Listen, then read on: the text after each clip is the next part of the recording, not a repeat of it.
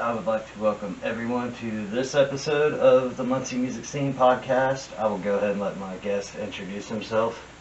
Hello, I am Graham Phantom Watson, and what am I doing here, Justin? Oh, you're here for an interview to talk about the past, present, future Muncie music scene, what you've been a part of, not just music. I know you host events, burlesque, different types of that, Muncie Music Fest. I mean, everything, man. Just kind of start at your beginning and work your way to now. Oh, my whole deal. Yeah. What I do. Okay, well, it started with I've always considered myself primarily a web developer. Mhm. So back in I think 2003, I had just gotten out of high school and I had been enrolled in Ball State. I don't know if classes actually started yet. And I was going around and I just needed ideas for websites to develop, and I wanted them to be like community websites. So I went around and I was asking everybody, like bands, like, hey, do you need a website? I just need to make stuff that people see, so people I need know what I do. practice. Yeah, that kind of stuff. And I would ask like businesses, venues, bands, artists, and everyone had the same answer. Yeah, go ahead and make us something for free. That'd be great for us. And I realized that the whole community needed a website, like a hub for all of its art and music stuff. So I got together a group of basically like the music and activism scene leaders, and we sketched out the MuncieScene.com. Mm-hmm. And I ran that for a few years, and it worked really well as like a community hub in the days before social media being really popular or useful for that. And when they found out that I was paying for all the expenses out of pocket, they were like, no, we don't do that around here. Let's throw some fundraiser concerts for you. So I was like, oh, cool. These music people are going to throw fundraiser concerts for me. So this website isn't so expensive for me to run. But How was it running a website back then? Like, I don't understand. What's the expenses part with it? I've never done that, so I'm curious on my own end. Well, for the most part, it was just paying the annual fee for a domain and hosting expenses. Yeah. And honestly, it was like not that much. Like nowadays, a domain is like maybe $10 a year. It varies, but something like that. And back in the day, it was probably a bit less than that. And hosting wasn't very expensive either. So I thought, like, okay, a fundraiser concert will probably do it for a year or two. And what they did was, I felt like I got tricked into running my own fundraiser concert and planning it out. A guy by the name of Derek Shannon, who ran one of the record labels in Muncie at the time, who's kind of mentoring me in music scene stuff, he was like, okay, we're going to get this fundraiser concert for you. So first, you need to find a venue. Next, you need to find someone to run sound. Next, you need to find bands. Yeah. And before I knew it, I was producing my first concert, and I had so many bands interested that it got split up into a 3-night concert. And What year was this? This was in fall of 2003. Oh, all right.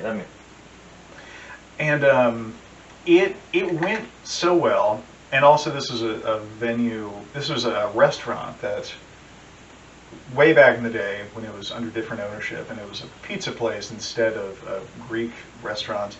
They had concerts all the time, but under this management, they were like, oh my God, we had no idea we could have concerts in here. So the venue and the bands and the fans were all like, we need this to happen some more, keep throwing concerts. So I just kept throwing concerts, even though they quickly stopped being fundraiser concerts. And it actually raised way more money than this project needed, and the money went into a different project. That's a whole separate thing I could go on about. But so I, through my freshman year at Ball State, was just constantly throwing concerts in that venue and a bunch of others around Muncie, and became fairly well known as like concert producer guy, and also for running this Muncie Scene website.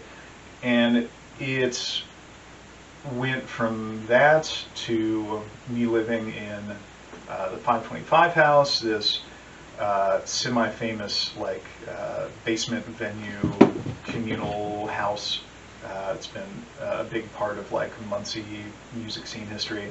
To I've heard of it, but I never got the chance. You're older than I am, not by much, but when you're talking your freshman year at Ball State, it was my freshman year in high school. So yeah, we're just off by like not by much. A school generation. Yeah. Yeah, that house was a hub for a lot of music and activism and art stuff. It hosted Muncie's chapter of Food Not Bombs for a while, and there were just constant concerts in the basement, and it became well known semi-nationally as a really reliable spot for touring bands to stop by when they were headed through the Midwest. And I think Muncie's really benefited from that because we're situated between a lot of bigger cities. Yeah, we're a good split between Indy and Fort Wayne. Yeah, or Chicago and Cincinnati. Yeah. So a lot of bands that have like good gigs on the weekends, but want to make some gas money on like a Tuesday, like on their way to or from a bigger gig. There were like, what was it called? Like the DIY Tour Bible or something. Muncie was always added in lists of like, here are good places to go, here's some email addresses, here are some phone numbers. And it's been a long time since I've done work like that, but I'm still on those lists and still sometimes get contacted. So we would get like fairly big bands coming through and being cool with playing for no guarantee on an off night. And a lot of whenever it was a short notice show, it's like, well, we don't have like a commercial venue that we could book for you on short notice, but we have this basement and we can pack it full of a few dozen college kids. So I went from that into, after I left the 525 house, I was actually basically homeless for like 7 years. And part of where I hung out and got shelter was Doc's Music Hall, which hired me not long after that to be their operations manager and web developer, because that was still my main gig. And at the same time as that, I started getting more involved in the like music and arts nonprofit scene. And I came to co-manage an all-ages venue called The Launching Pad. Yeah. Do you remember that place? Yep, played there a lot. Saw a lot of bands there too. Oh yeah. And around this time, Muncie had a summer tradition called, End of Summer Jam. Yes. And a downtown development would pool together a bunch of money and hire some big headliner to play basically like a block party in the middle of downtown Muncie. And one year they didn't do it. I don't know if they didn't have the money for it or what, but they were just like, no End of Summer Jam. And the people who attended that and were psyched about that were bummed that there was no End of Summer Jam. I remember going to that, so. Well, because I was doing a music scene that that didn't deal with like big budgets or big names or anything, just like getting people together with music and doing it, DIY style. I and Mike Martin, who's the proprietor of Doc's Music Hall at the time, we approached Cheryl Crowder, who was heading up Into Summer Jam. We were like, no, we could still throw a big party, and try to I'm going to blow your mind here. There's local talent that we can book, and people like those bands. And it's cost effective. Yeah, it's not going to take tens of thousands of dollars to book one of them. You pay one of those bands $100. You're like, oh, dude, awesome. Yeah. So we called it Muncie Music Fest, and the first year it rained a bunch, but people still came out, and enough people came out for us to be like, this would have been huge if it didn't rain, let's keep doing it. So Cheryl and Mike and I did Muncie Music Fest for a few years, and then Cheryl dropped out, and then Mike dropped out, and then it was just me who carried it for a while. And after I had done it for 10 years, I announced that I was retiring from it because I wanted to keep working on it, but I didn't feel right like owning it. Yeah. I didn't want it to be like a me thing. I wanted it to be a community-owned thing. So I was like, who's going to step up and manage this now? I'll still be present to do a bunch of work, but I want to see this thing, you know. Did anyone take those reins? Kind of. So before every Muncie Music Fest, like 6 months before it's supposed to happen or something like that, I would do like a community call-out meeting and be like, I attended a couple of those. Yeah, like, hey, this is a community thing. Anybody who wants any role in this, let's get together, let's talk about it. And it would be like at a coffee shop or something. So I did that in my, Let's Plan for the 11th year meeting. And the only person who came out was a representative of Cornerstone Center for the Arts, who had hosted the previous 2 Muncie Music Fests, which weren't extremely well attended, but were still my favorites of the whole series, because I was able to pull off making them free to the public, and also all the bands got paid, whereas previously, under different business plans for it that I didn't have a say in, everyone paid to attend, and few of the bands got paid, which I thought was bullshit. Anyway, Cornerstone said that they wanted to take ownership of Muncie Music Fest. They got the perfect building for it. They have a great building for it. And they wanted to make it more Cornerstone-centric. Like, instead of... I would try and do weird multi-venue things where it's like, this is a community-wide thing. Everybody is doing Muncie Music Fest concerts on this day, and just go around to whichever ones you want. I was basing that kind of off the model of the Midwest Music Summit, which I had also helped I was a peripheral part of the management of it. But anyway, they're like, yeah, we want to take this and we want to make it like just in a bunch of stuff going on in our huge building. And I was like, cool. And then that was, I don't know, like 4 years ago or something, and maybe 5 years ago, and they...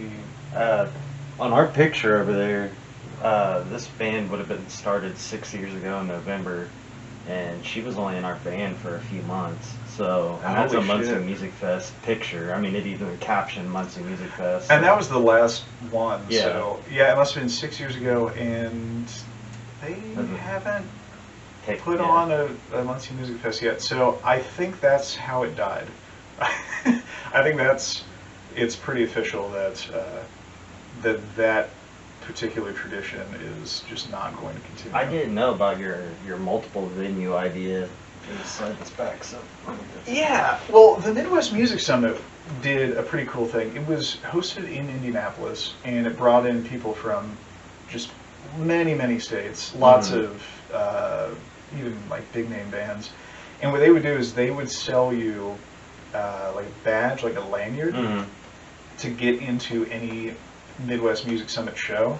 But all of Indianapolis, practically all the venues, were all doing their own concerts. And the idea intrigues me. Yeah, it's like a central management group helped with the booking and getting the bands paid and advertising and putting together just this big brochure of all the concerts happening all day for every day of the festival all over Indianapolis. It was pretty insane. I was involved because it was handy to have a web developer to build stuff to manage all that information and communication with the bands. But it was really cool. I described it as like a buffet of music. You could just kind of hop around and sample. Like there's rap here, there's metal here, there's Americana, country stuff going on over there. So it was really an all-encompassing kind of music festival, and it was easy to. I think stuff like that really builds up the community because you're not only promoting like, hey, aren't these bands cool, but also like, hey, look at all these venues that you've never had an excuse to go to before. And now, it's however much for a lanyard, and you can go to any of them. Yeah. I think something like that would have been cool in Muncie, because you could have used campus right there, and then downtown, and now that downtown has that stage there too at the roundabout. Yeah, Cannon Commons. Yeah, because you could use Valhalla, who, even though I don't think they use the upstairs for much, technically has 2 venues. And then, I mean, I've talked to before, I don't know if it would be a thing now, but we had initially talked to the Mark about doing like some kind of concert, local band thing in there. Yeah, the Mark III has a great stage. Yeah. So I could see something like Be Here Now, VGR, maybe one other place, and then like Valhalla, Cannon Commons, the Mark. Like, I don't know, I pictured it in my head, and the idea, when you said that, I was like, man, that idea actually sounds really cool. And it's not that hard to pull off. If you approach venues and you're like, hey, can you keep this date free 6 months from now? We wanted to book some bands that you approve of, whatever your parameters are, if there are genres you don't like, whatever. You know your clientele better than us. And we'll pay for the bands. And we will advertise this. All you have to do is post it. Yeah, just agree to like not charge people cover, which we had one venue agree to that, and then be like, on the day of, like, well, we could make more money if we. We're the only place involved that's going to charge cover. Yeah, but anyway, it works out pretty well, and if it's presented as like something like a community development thing too, as well as a party, then that opens it up to getting grants to pay for stuff. See, that'd be the thing, because in my head I was wondering how you pay that many bands.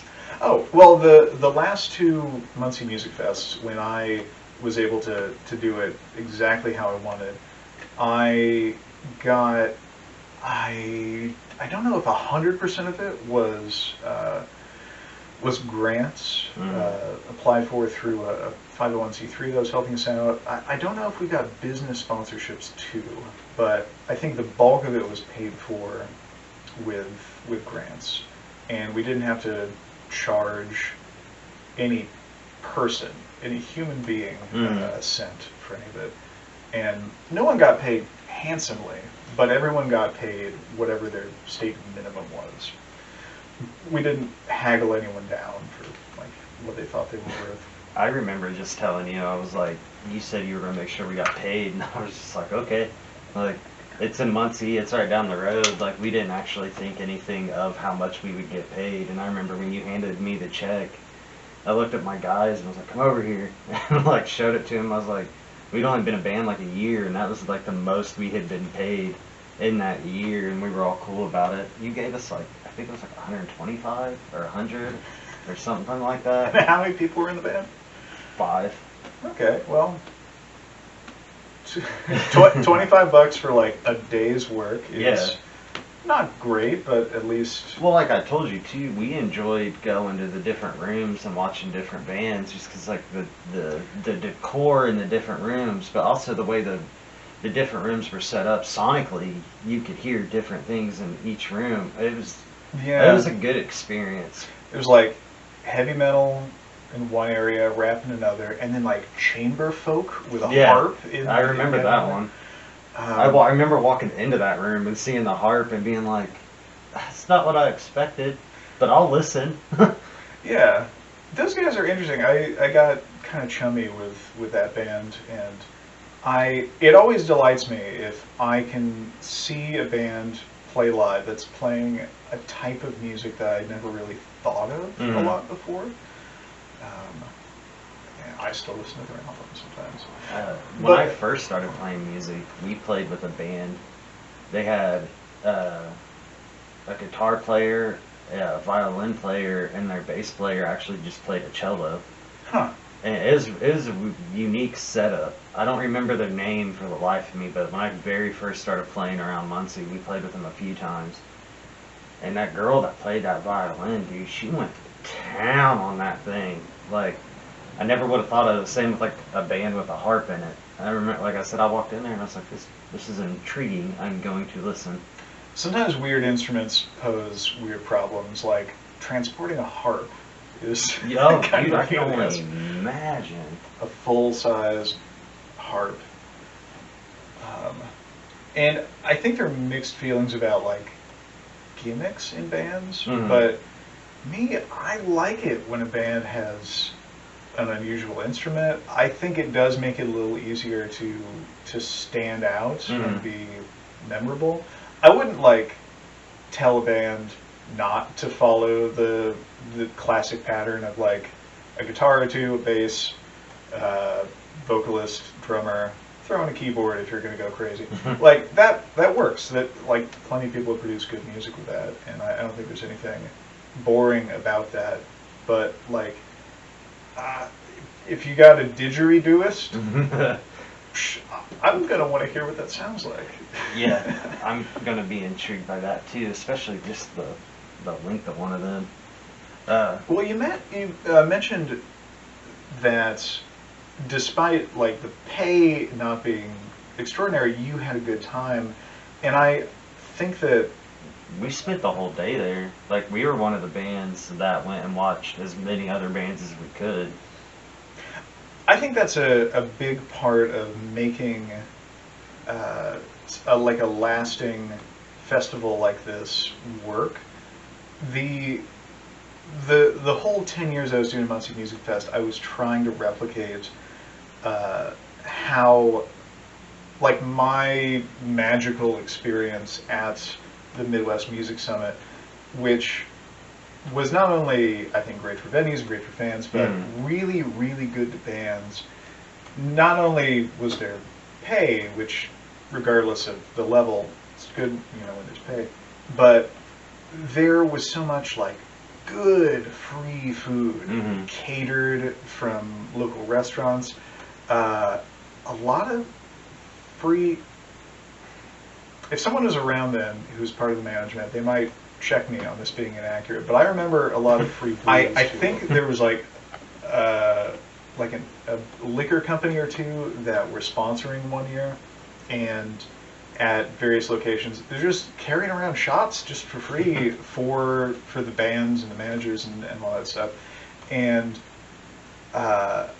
when you get like a lot of people together who are all musicians, they get to feel that sense of like fellowship, and like we're all kind of in the same culture, and it just turned into this magical atmosphere where every day and every night of that was like a lot of hard work, but it was really, really gratifying and fun.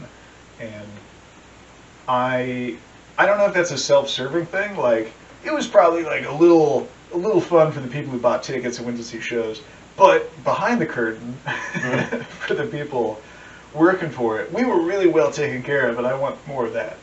Like, that sounds douchey, but that's what I wanted to work up to with Muncie Music Fest, creating a thing where like people get paid as much as possible, people pay as little as possible. Yeah. And everyone feels catered to and as pampered as you can be when you're like a working musician, and just as good of a party as is possible for everyone involved. So diving back into something you said at the beginning, when you introduced yourself, you used Phantom. Yes. For those, I know why you use that. you've told me before different stories about different things that it's been used for. The name and how you're associated with like hosting different things and doing things like that. You've been involved in other things other than Muncie Music Fest. I mean, you and I met doing body suspension together. We were teeter-totter buddies for years. Was that when we met? Yeah, I met you my senior year of high school, which would have been 2007. When I turned 18, I hit up Drew to suspend. Like, I had already known Drew, but he was like, you gotta wait till you're 18. And I was like, my first suspension was a month after my 18th birthday. Huh. And that's when I met you, I met him. At that time, Zim was still in it, Brittany. It was before James, and obviously before Jessie, because she came a few years later. And our core suspension group, Funky would have been around. Yes, it was like that original core group.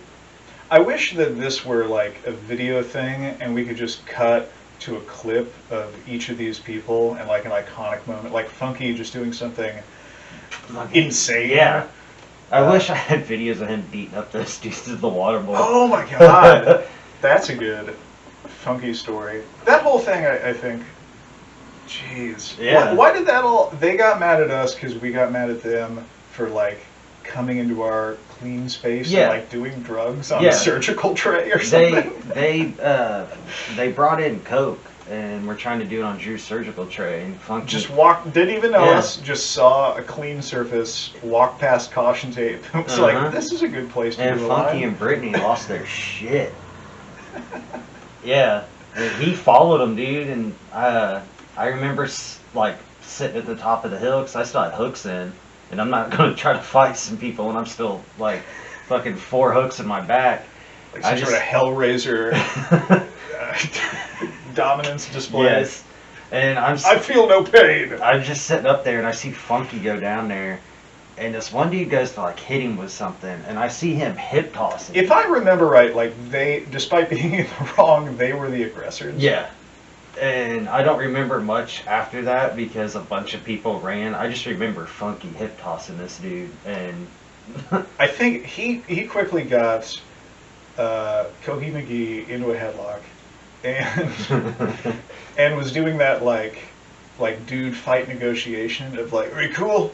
Like, let me hold on to you. There were probably punches thrown, and then at the same time, one of the women in that group was wilding out, and then Brittany was not a woman you wanted to mess with. And Brittany was just like, I'll take that.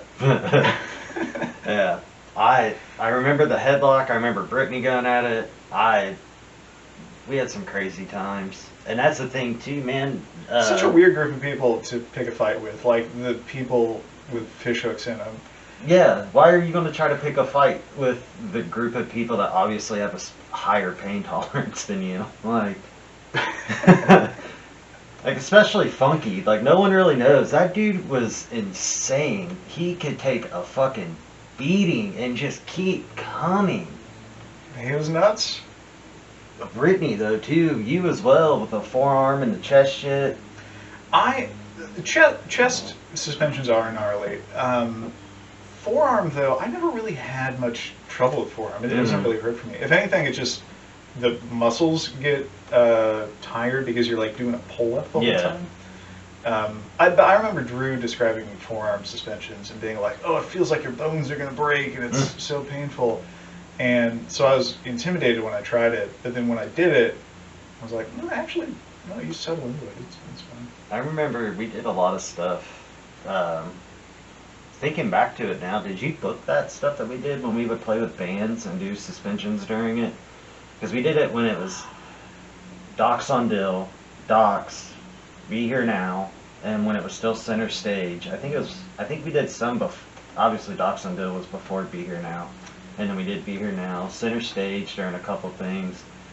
I think those are all the Muncie venues. Yeah. And then you remember the one place we did it at where that girl licked the blood off my hand? I think it was like 5th quarter or something like that. Oh my god, yeah. And fun fact, I ended up dating her for like 6 months or a year or something. And Drew was Oh no, you and Drew were both like, she 100% licked blood off of Yes. another person on stage, which is bad. And I was like, hey, did you do this? Because it seems like you did this, and we just need to have a discussion about how that's super not cool for like legal reasons and health reasons and PR reasons for us. And she was like, I understand why they maybe thought that I did, because like I pretended to real good, and I was like, well, I literally had. oh yeah, no, oh. I 100% believe you. I after she and I broke up, it's other people approached me and were like, you know that she's like a pathological liar about a lot of stuff, and does this weird dissociation where she, if something happens in her life that makes her embarrassed or uncomfortable, she just rewrites that memory, deletes it, and then like never cops up to it.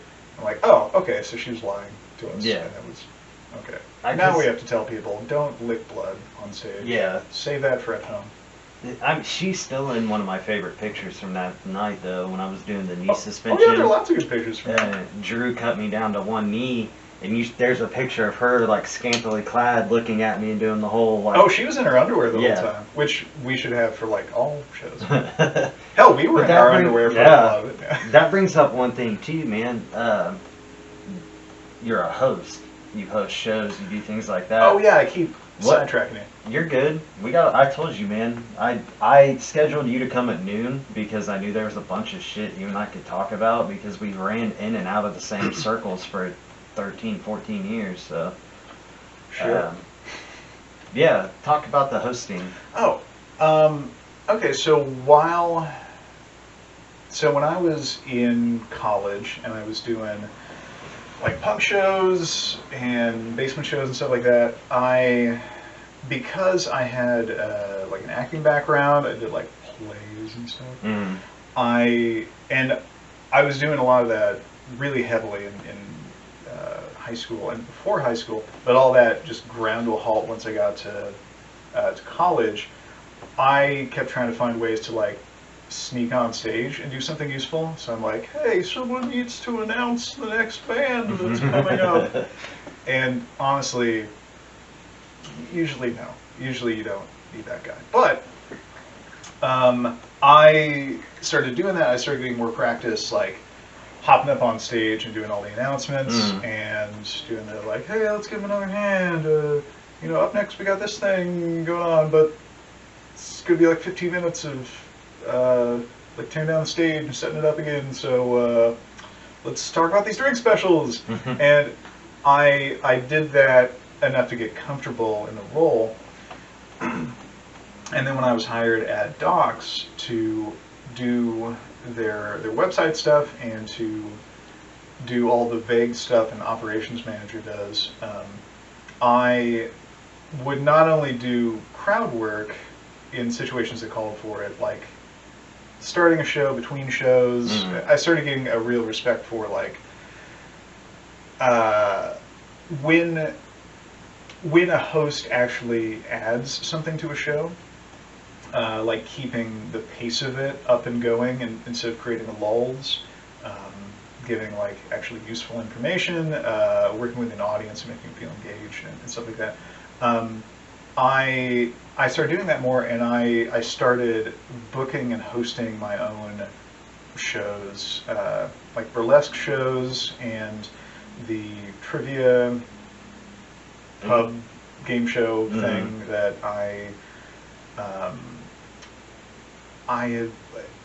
it kind of ended when the pandemic started, but I've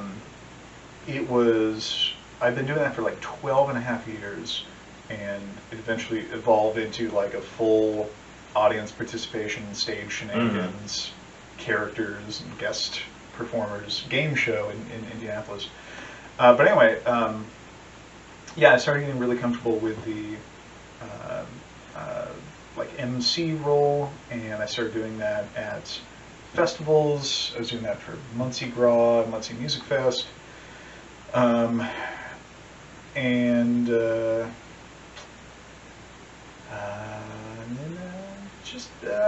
I don't know where else to go with that. And that's kind of been my role. I think I've done the most significant hosting stuff in the game show and burlesque show realms. With the burlesque shows, I'd write up like a whole script for myself. I would work with all the other performers to figure out like little bits to do with them before or after. I always like watching you with those because you're a very personable person. Oh, well, thanks. And your demeanor when you're with them, it's very like professional but playful.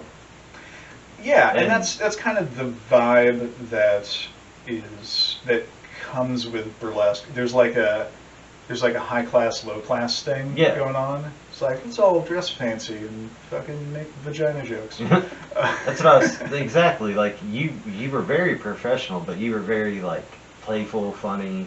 But I don't know. I would never have been able to do what you would have done, especially just being around scantily clad women. I mean, some of the shows I went to that you emceed, I don't know if I would have been able to like. I would have kept it focus. Professional, but I don't know if I would have been able. Yeah, I don't know if I would have been able to focus. Well, the thing is, I put so much work into the stuff that I was doing, and maybe more than I really needed to.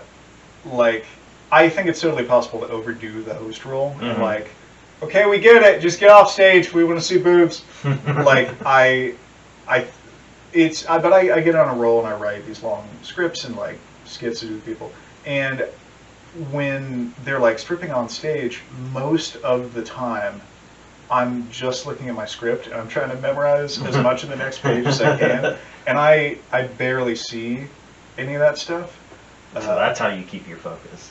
Well, that, and there are enough people in like the live entertainment world who are like creepy dudes who hit on other performers and feel like entitled to like, hey, you and I are both saying backstage shit to you, or like touch you or something like.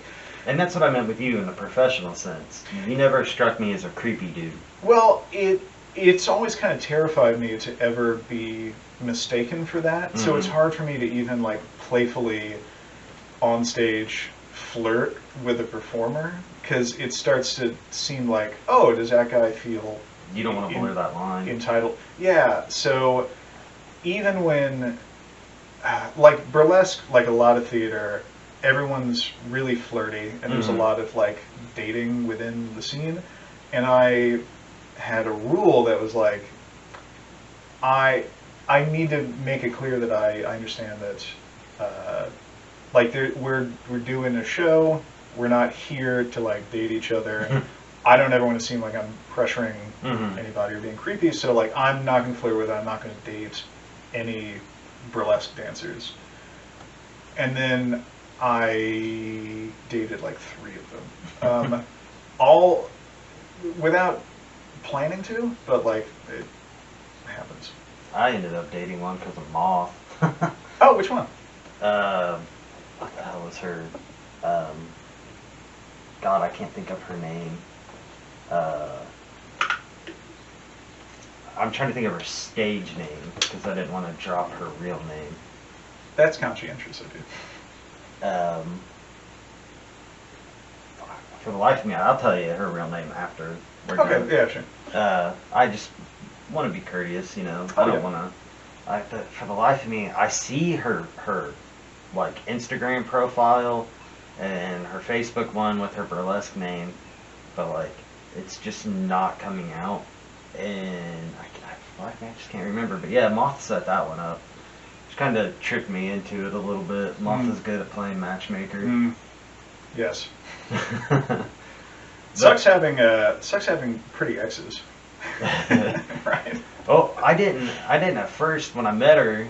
I didn't know she was a burlesque dancer, and I met her hanging out at Moss, and then we're a performer, and then we started hanging out a few more times, and I started learning more about her, and then she was like, "Hey, come to a show in Indy with me. I'm performing," and I was like, "Oh, cool. You know, I will."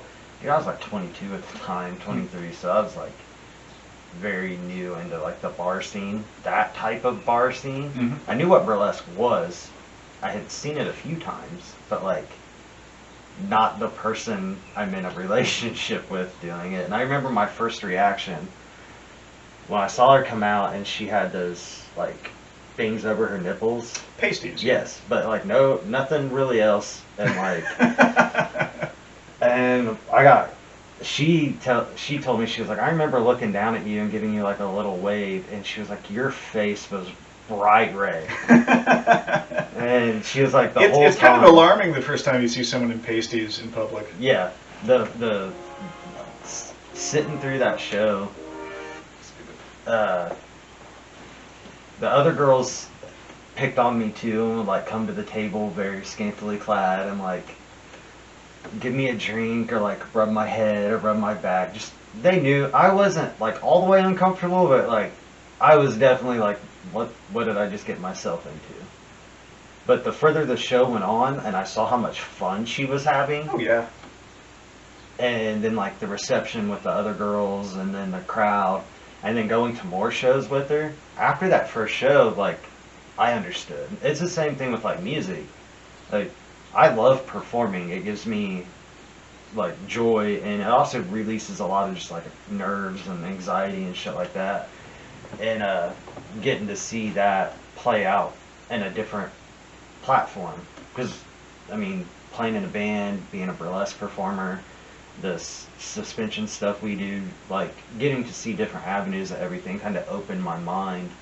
And I was very grateful for that. I think we were together for about a year, and she helped open my mind to a lot of stuff.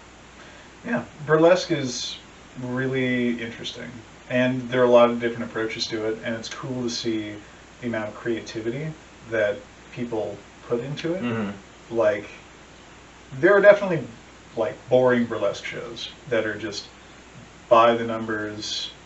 Here you go out in some popular song, and then you take your clothes off, and then you do the slowly pull a glove off thing, Mm-hmm. and then you do the thing where you're on your back and you kick your legs up. Here are all the standard things. Run through them. Ta-da! You did a burlesque show. Like, I've been to boring burlesque shows. I've also been to a ton where people really embrace the idea that, like, yeah, it's expected that there's like music and stripping and dancing, but what else can we put in? Mm-hmm. Can we tell a story? Can we do a skit? I like the skits and kind of story stuff. Yeah, like Indiana has a ton of burlesque dancers who are known for like oh, hey, this person's getting up on stage. Come here. I don't know what the fuck she's gonna do, but it's gonna be something wild. And it's like, oh, is she going to take her clothes off and dance? No, she's going to she's going to wear one thing, but it's going to pop. She's going to be a robot all of a sudden, and then there's going to be fireworks. Something, I don't know. Just every time she's on stage, there's something unexpected and creative. And it's cool that it's a type of performance that has kind of like, it has a guide there of like, here's generally what you're going to shoot for and what'll work, but inside of that space there's like, well, how creative do you want to be? How much work do you want to put into it? Because you could do easy burlesque, or you could do just extraordinary, crazy burlesque. And it's cool that there's a lot of people being really creative with it. Because if you, I think, like, being present for a lot of these kinds of shows, if something's like boring and repetitive, it makes it not fun to do those shows. I think you're gonna lose the crowd too. Yeah, like Sideshow, for instance. I love Sideshow. Done a lot of Sideshow shows, but it kind of suffers from most Sideshow stunts are among the, like, I don't know, half dozen really standard things that all Sideshow performers do. And it works for them because they're always doing it for, like, they tend to be doing it for a different audience. It's unusual to, like, go to a few dozen Sideshow shows in a year. And they're going to start seeming repetitive and boring. It's cool that burlesque isn't like that. That you can you can like produce or perform in burlesque shows every weekend, and if you're working with like high quality creative performers, it'll be thrilling every time. Because not only is there female nudity, which people tend to be a big fan of. I know I am, but there's also like new, cool, crazy stuff that those scantily clad women are coming up with, and men too sometimes. Well, there's a thing too that I was introduced to through you. Actually, there's quite a few things I was introduced to through you. Cool. Grinder Girls. Oh yeah. You remember we booked a show at Be Here Now, and my band played. We did suspension stuff, and Legion played. And there was Grinder Girls. Oh yeah, that was one of the Veni Vidi variety shows. I didn't know what Grinder Girls were until you were like, "Hey, dude, I'm booking these Grinder Girls," and I was like, "What is that?" And you sent me like a YouTube link, and I was like, "Holy shit, this is awesome!" How would you describe what a Grinder Girl is? Lots of sparks and badassery. It's like an angle grinder. Yeah. That they put on like metal things strapped to their body. They look like straight up badasses. Like, sparks are pretty cool, and it's cool that you can do like a huge shower of sparks inside in the middle of a venue, and it's like not a fire hazard. Yeah, you can. She did it right there in the middle of Be Here Now. Like, if anyone listening knows that bottom floor of Be Here Now that like opens up to the front, she was making sparks that were going like to the upstairs, kind of 2 stories. Yeah. High. You can get, well, I've gotten sprayed like in the face for a long time with those things, and it's cool that it looks so crazy and dangerous, and it's actually pretty easily manageable and safe. Yeah, I like that kind of stuff, like any kind of performance thing that looks dangerous, but if you train and if you know how to do it right, you can do it safely with like fire or hooks or electricity or whatever. Yeah, that's the thing too. I know you do fire breathing and eating. Do you poi, or is that something you never got into? I've never done anything with flexible, like spinning around and stuff. Honestly, like so many other people do fire poi, and I'm like, I don't need to be like the third or fourth fire poi person at this party. I guess I have a fire staff, and I breathe and eat and do stuff with like contact tricks where I set myself on fire, and pretty soon I'm going to get a pair of fire swords to play with. Ooh. Yep. I'll have to Google that after we're done with Just this. what it sounds like. It sounds interesting though. I remember a thing too. I don't remember exactly all the details. I drink a lot, so it's like my brain's kind of foggy sometimes. But with our brains combined, we might remember this. Wasn't there something you would do, like seminar-wise or something, with like play piercings and like different lifestyle, like? Yeah, well, with the play piercings you're thing, a very diverse person, and I'm trying to keep myself busy. Yeah, so I had been doing play piercing for a while before I even got into the suspension stuff. you also got me into play piercing as saying it was something else that I hadn't done until I had met you. And yeah, and for folks who don't know what that means, it's piercing with sterile hypodermic needles, not for the purpose of installing jewelry, but just for the purpose of having a needle in you. And people do it for all sorts of reasons, either for the sensation or for like freaking out an audience, or like when the dude pierced my ass cheek at Be Here Now because he got a question wrong in trivia. Oh yeah, pincushion trivia. Yeah. That was fun. And people do artistic play piercing, they do designs and stuff. But yeah, I've been doing that enough that people started coming to me to ask me to like introduce them to play piercing. You gave me my first like goodie bag. Oh yeah. Like I had the hypodermic needles. You gave me some suture kits, some like tubing stuff. You gave me a couple different gauges of different needles. Yeah, there's if you're into sensory play and pushing your own psychological limits and stuff.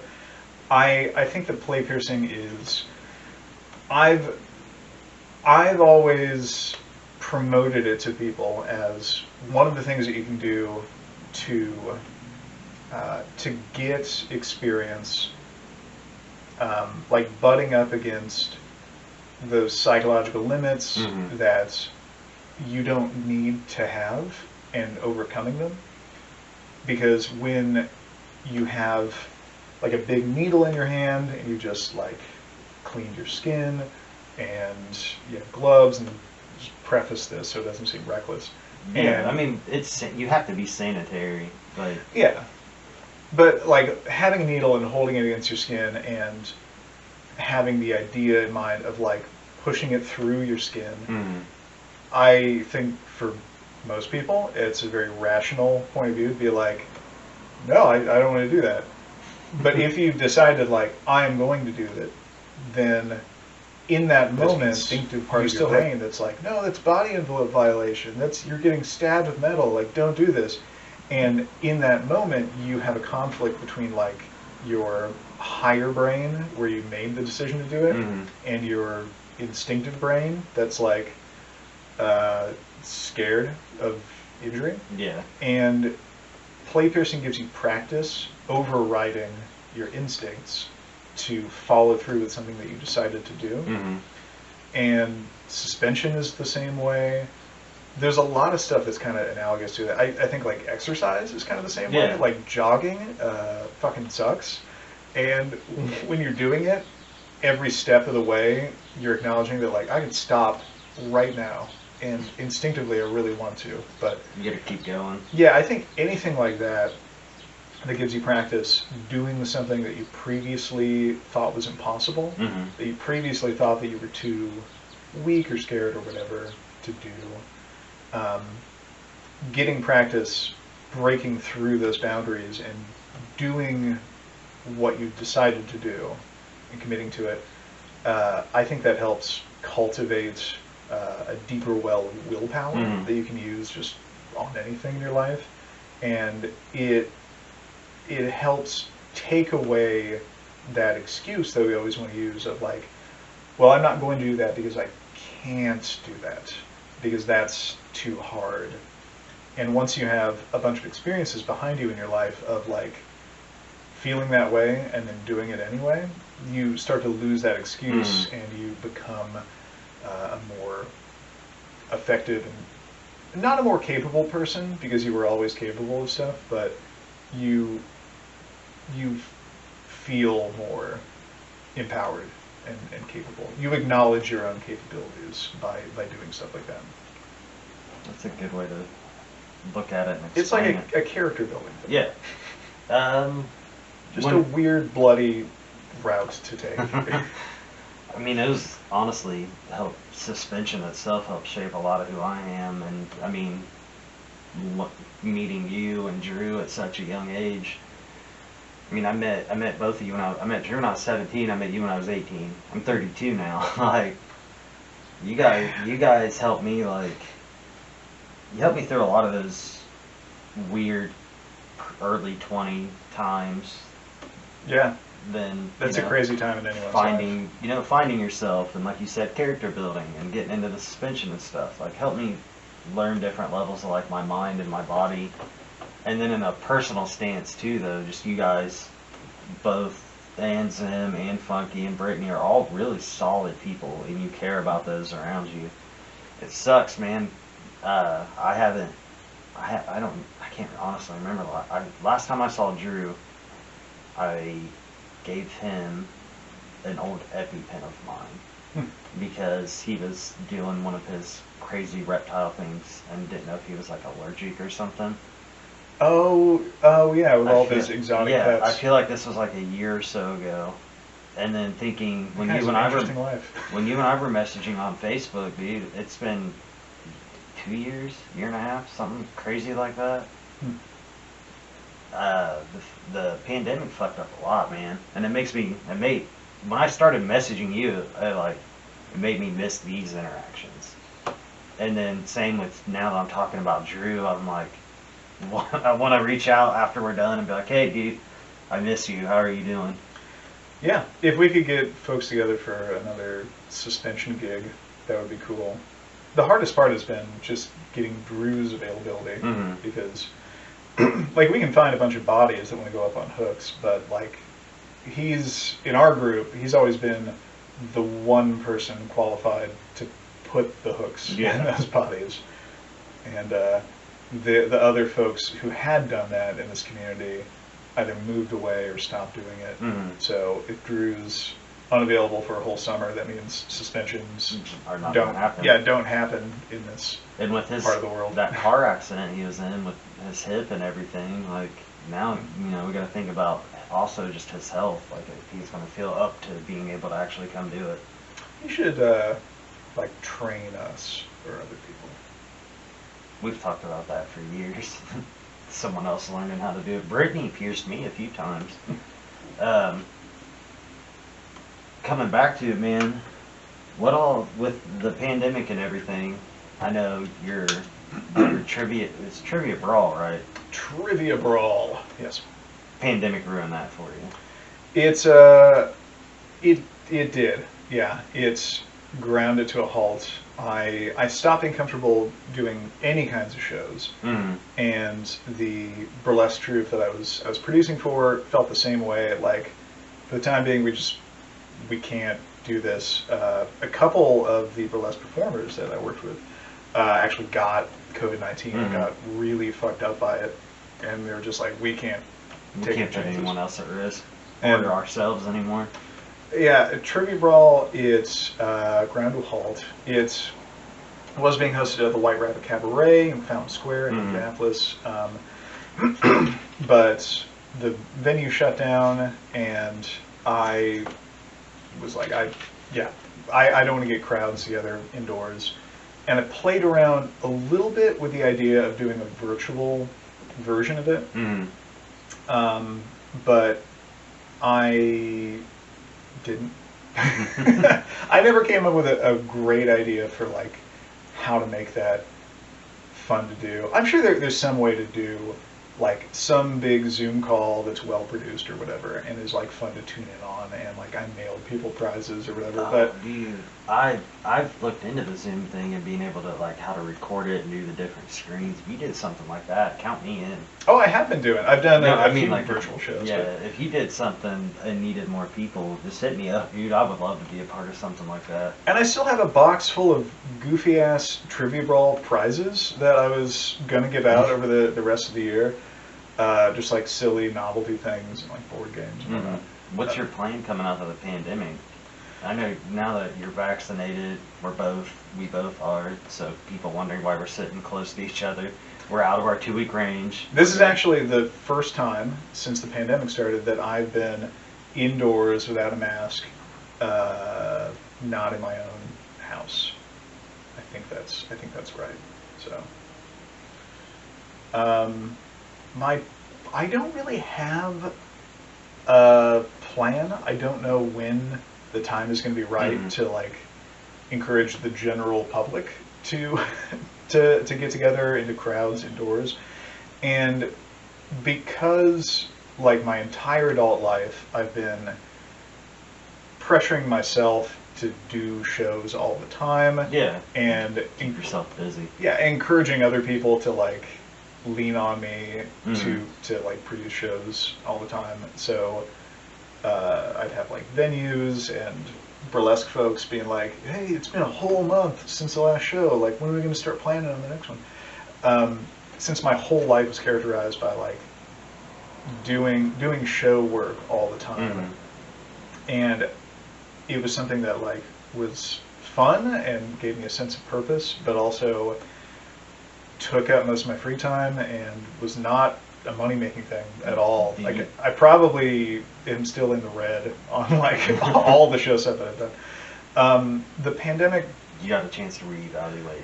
yeah, and enjoy like having a break Mhm. from that stuff, and try different things like virtual shows. Yeah. So I'm not going to say that I don't want to get back into doing shows again. I kind of feel like it's inevitable that I will. Mhm. It's my curse, kind of. But I don't know when that is, and I'm not trying to rush it. If anything, I'm probably going to hit the gas a lot more on like hosting parties, Mhm. because I think I want that, and other people want that, maybe even more than like shows at venues. Mhm. Like getting together with people, uh, and just having weird freaky parties. Well, I'm down to. You will get an invitation. Yeah, I was going to say, you already know. I walked through that weird alley many times to get to your house over there on this off of Jackson Street or Main. It was you when you lived in that weird little roundabout thing, like you lived off of it right when you crossed the bridge on Jackson. I had to walk through a weird ass alley to get to your house. I mean, that describes a few places. I've walked through a couple of weird ass alleys to get to parties that you're with you, so. I dwell in alleys. So wind it down here, man. What's your advice like for people coming out of the pandemic? Promoters, musicians, burlesque, just general performers that have a stage and have to, be around people. Like, what advice would you give them going forward?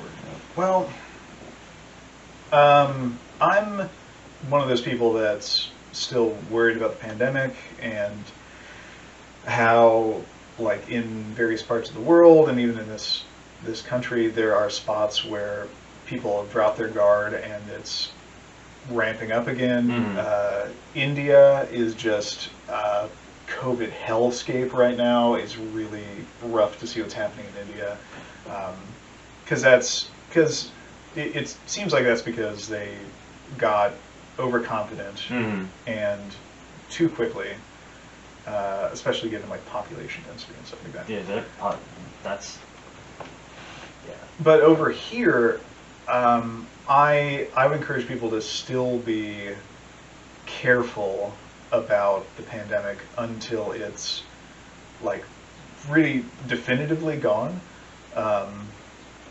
Because we still, I mean, the longer it's out there and circulating, Mhm. the higher the chances are that there will be some sort of mutation that like doesn't work for our vaccines or something like that. And I don't mean to be like a There's variants that are come from it anyway.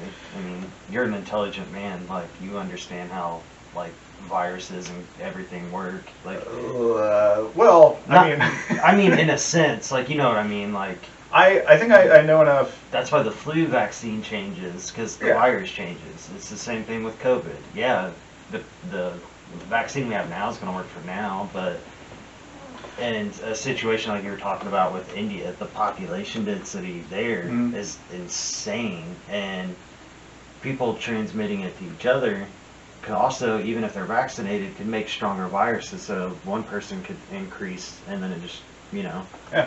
we get the variants. Yeah, a study in Israel that just came out said that like vaccines only have like 85% protection against being an asymptomatic carrier. So like Mhm. 1 in 9 vaccinated people could still catch it and pass it on to someone else. But I think my advice to people doing shows is, especially like right now is May, the weather's really nice, we're going to have a few more months of nice weather. I'd encourage people to, even if it takes a little bit more work, explore the options that you have with outdoor Yeah. shows. I think even from the audience's perspective, this last year has been an opportunity to check out different kinds of shows Mhm. than they thought they like outdoor stuff and virtual stuff. I've streamed a lot of bands, like a lot Yeah. of bands, just to be supportive and continue being able to still hear music. I think I virtually attended like 4 concerts in the last 6 months. But getting people out of their norm. Yeah, well, I would encourage people to keep trying to do stuff outdoors, and keep exploring virtual options. which feel like compromises aren't necessarily one. I think if you really want to put the time into making the most out of whatever like medium or space that you're using, virtual shows, you can do crazy cool stuff with like editing. You can reach a much larger audience, possibly. There's a lot of opportunity in trying these weird alternatives to indoor concerts, and I think now is a really good time to try to work in that realm, especially while we're still waiting for the pandemic to hopefully finally go away. And masks are, I think, still going to be useful. All this is such a bummer. It's like I told you before we started, man. Almost every episode's ended on pandemic advice. Going well, forward. these are the times that we live in, and maybe I don't know, 5-10 years from now, when this is like totally in the rearview mirror, it'll be cool to be able to listen to this stuff and remember that, like, hey, we lived through at least a year-long global pandemic. Wasn't that crazy? Well, that's part of the reason I got the idea for this was shows not happening, bands not being able to do much. So my thought process was, well, I can get people in here from different genres of music, different eras, let them talk about the 80s, 90s, 2000s, and the last decade, about the venues, their history, things they've done, and just give them a platform to be able to get that out there. And who the fuck knows if anything in the future is going to resemble what it looked like in the past? Yeah, and that's been a conversation as well. The new normal. With a lot of venues doing streaming stuff, like even the venues that are doing like indoor shows again, they're also like, not a lot of people are coming out because they're worried, but hey, we just came up with our own subscription service. Pay us, a few bucks, and then you get to watch this show happening at our venue tonight online. I think the venues that embrace that and have that set up, that's not going to go away when the pandemic does. They're still going to be like, well, it doesn't take us a lot. It's not extra overhead to just turn on the camera and let people pay us to watch it. There's a venue actually that does that in Fort Wayne. They'll the little barcode that you can put on phones and like scan or whatever. I don't know what the hell it's actually called. Like a QR code? Yeah, a little QR code. When they have their in-person shows, but they stream it online, and they'll put a little QR code up, and then if you just do whatever you do with that, and then you can, like, I've watched bands, I've scanned it myself and given them like $8, $5, and just prop my phone up and turn my volume, like connect it to my Bluetooth speaker, and I'll watch an entire local show on my phone. There's something special about live shows or recorded shows that I think will never be fully replaced by just like produced albums. I think there's I think some people might cynically be like, well, why would I pay to watch a concert that already happened if I like have this album? Yeah. And I think people need to be more open to new experiences and stuff. I definitely agree with that. I mean, and going before we end here, what you were talking about, the live streaming hitting a wider audience. We did a live stream set with a band in Italy. Huh. When the hell would that ever be able to happen except during a pandemic? We set our time to where it was like 4 o'clock here and it was like 10 o'clock there or something. They played first, we played second. We streamed it on Facebook, simulcasted with YouTube. I think that's one of the silver linings of the pandemic. We got to play with the band in Italy. Yeah. Even though it was online, we played a show with the band in Italy. Like, with us spending a year having to rely on technology, I think people are learning that all the new options that they have and all the cool stuff they want to do. Dude, this, for example, I had no clue how to use this program I'm using. People are learning new skills. I'm good with it. I'm learning how to use this. I'm learning how to edit and mix. Same with the video stuff. I've never been much of a person with that, and I'm stumbling across my words. I've gotten good with editing videos, doing that. Same here. I had no video editing experience before the pandemic, Same. and now I've done a bunch of those. Nothing great, but like I just know my way around Premiere Pro now. Do you know David Chastain? Mm-hmm. He approached me recently. He's planning out something. He did a music festival for a while called the Loud as Fuck Fest, and what he's planning is the Isolated as Fuck Fest. It would just be online, and he had a really interesting idea for how to do it. I'm really interested in seeing how it will play out, but his idea is book a bunch of bands, and I think Loud as Fuck Fest was kind of in the same style as, I don't know if you remember the Mother of All Shows in Muncie. It's familiar. Well, it was a series of music quasi festivals that I started with Derek of Woodman Records and Tommy Miller of now Void King. Yeah. And the idea was get one venue and just an absurd number of bands to play it all day in really, really tightly packed sets. So like everyone gets like 30 minutes to play, not a second more.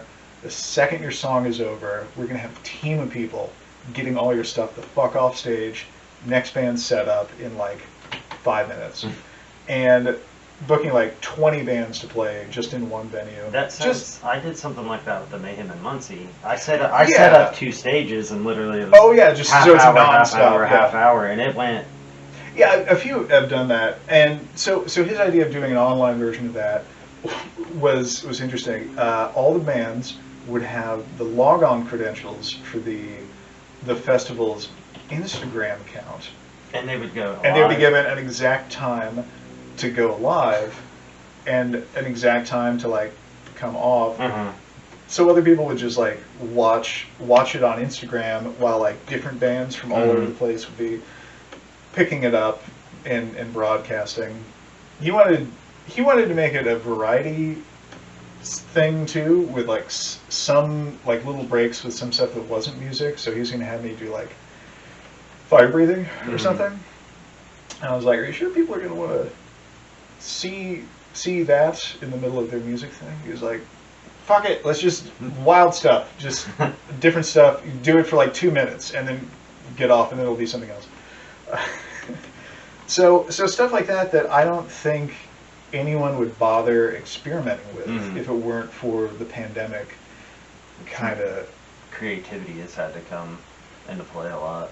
And I hope that spirit doesn't go away with venues opening back up. I hope people still remember that, like, with the internet, with technology, with like cameras in all of our phones that have pretty high quality, and like a fast connection. So the sound on them's not even bad too. I did my first 3 episodes.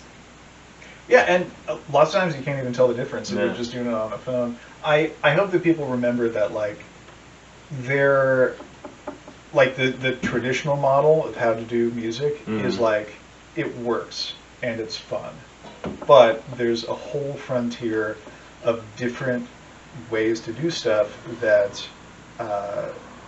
we have an opportunity to explore that. Like, do a weird show, do a show that seems like it's a bad idea, do something in an awkward new way. And if you're not a show producer, if you're a fan, keep an eye out for stuff like that. Give that stuff a chance. You might find out that it's like a much more fulfilling experience than you expected to, or it's something that'll like work for you better, or you might discover that you just like this weird thing that you never thought of before. I never want that creativity to go away. That's a good thing to end on right there, actually. Just that's a good note for everyone. Don't let your creativity go away. Just because we can go to some kind of what it used to be, it'll never be what it used to be. So stay creative, stay open-minded. There's always a better or a weirder way to do anything. Yep. I'll give the last social media shout outs there. Check me out on Muncie Music Scene 765 on Instagram, the Muncie Music Scene on Facebook. The YouTube videos are through my band Cocaine Cultures channel because I'm lazy and didn't want to start a new YouTube channel. Give a shout out to my buddy Shane, who's now doing his own podcast. It's called Shooting with Shane. Check him out on YouTube. Let Graham get a little bit of his last shout outs in here, and then we'll sign off. I don't have anything currently in the works, really. If I ever do, it'll be on phantomwatson.com. Yeah, maybe after the pandemic's over, I'll get up to more fun.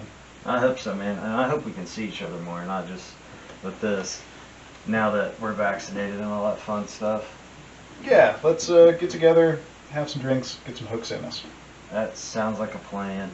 We'll have a real weird time. Alright, everyone. Have a good day.